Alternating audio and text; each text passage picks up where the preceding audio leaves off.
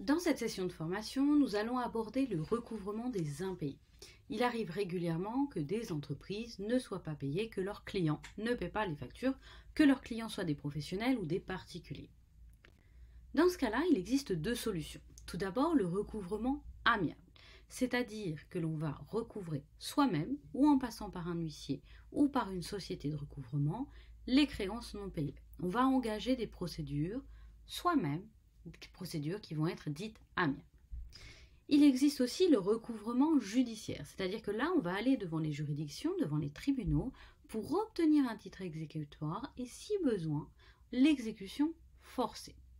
Alors sachez qu'il est interdit de facturer les frais de recouvrement au débiteur, sauf si c'est un acte prévu par la loi, si ce que vous faites, c'est la loi qui vous ordonne de le faire, c'est le cas des commandements de payer pour les loyers. Si la mauvaise foi du débiteur est prouvée, il faut le faire, alors j'ai oublié le mot, mais il faut saisir le juge de l'exécution et il faut prouver la mauvaise foi. Et également, il est possible de le faire en cas de chèque impayé. Si on a un chèque sans provision, alors là, il sera possible de faire payer au débiteur les frais de recouvrement. Donc les débiteurs, c'est bien celui qui vous doit de l'argent, vous êtes le créancier. Et c'est également possible, si le créancier et le débiteur sont tous les deux des professionnels, on prévoit dans ce cas-là une indemnité forfaitaire de 40 €. Alors, le recouvrement amiable, donc c'est nous-mêmes qui allons procéder au recouvrement. C'est-à-dire qu'on va essayer d'engager un dialogue avec le débiteur pour obtenir qu'il nous paye ce qu'il nous doit. Il est aussi possible de le faire en passant par un huissier. Alors attention, l'huissier est compétent à la fois dans le cadre du recouvrement amiable, mais également dans le cadre des recouvrements judiciaires ou forcés. Il a les deux casquettes, donc il faut bien savoir dans quel cas vous utilisez l'un ou l'autre.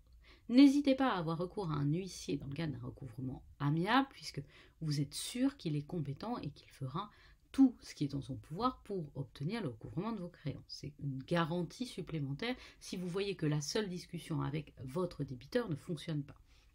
Il est aussi possible d'avoir recours à une société de recouvrement. Ce sont des sociétés qui sont spécialisées et si elles récupèrent dans le recouvrement de créances et si elles récupèrent vos fonds, elles vont en prendre une partie et pour vous, ça peut être intéressant puisque vous récupérez quand même une partie de la dette alors que sinon peut-être que vous n'auriez rien récupéré. Alors attention, c'est très réglementé comme profession, donc vérifiez bien que la société à laquelle vous faites appel répond à toutes les caractéristiques légales, qu'elle respecte la loi. Il y a plusieurs éléments à suivre pour un recouvrement amiable. Il est tout d'abord possible de commencer par des lettres de relance, c'est-à-dire qu'on va demander au client de payer ses dettes, on va demander au débiteur de payer ses dettes. Ensuite, il faut faire une lettre de mise en demeure. Alors la lettre de mise en demeure, attention, le contenu est réglementé. Je l'expliquerai dans ma formation sur le recouvrement des créances. Également, la rétention, c'est-à-dire que si vous avez encore un bien à livrer au créancier ou si vous devez au débiteur ou si vous devez lui rendre quelque chose, vous pouvez le garder en attendant qu'il paye sa dette. Ça, c'est aussi une des possibilités. Sachez qu'il existe une procédure de recouvrement amiable spéciale qui fait intervenir les huissiers, qui est une procédure peu chère et simplifiée pour ce que l'on appelle les petites créances. Donc ce sont des créances de moins de 4 000 €. C'est très souvent le cas en micro-entreprise. Cette procédure, elle peut vous intéresser. J'ai fait une vidéo sur YouTube sur cette procédure, donc n'hésitez pas à aller la regarder sur ma chaîne ABC Juriste.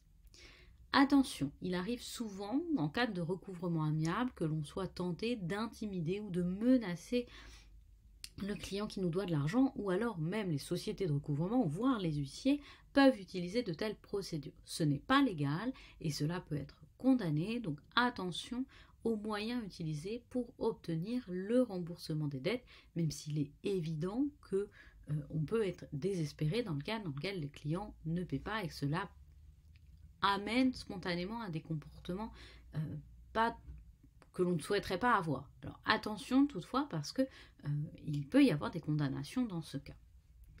Alors s'il est difficile de recouvrer la dette, le mieux c'est d'avoir du coup recours à un recouvrement judiciaire ou un recouvrement forcé. Ça veut dire qu'on va aller devant le juge. C'est un juge qui va rendre une décision de justice et cette décision de justice va permettre d'obtenir, on l'espère, le paiement de la dette. Il est possible d'obtenir une injonction de payer, c'est-à-dire qu'on va forcer le débiteur à payer, ou une injonction de payer européenne. Il est possible de demander un référé provision. Alors là, c'est quand on va demander le paiement d'une partie de la dette parce qu'on a besoin souvent d'argent rapidement. C'est une procédure qui est rapide, mais qui ne permet d'obtenir qu'une partie de la dette. Donc attention, ça ne garantit pas le paiement total de la dette.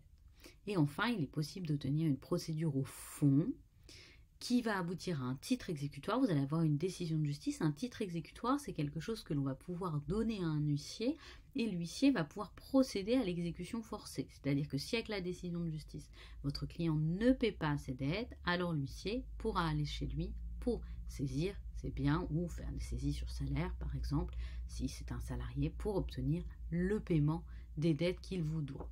Donc voici pour cette présentation du recouvrement des impayés.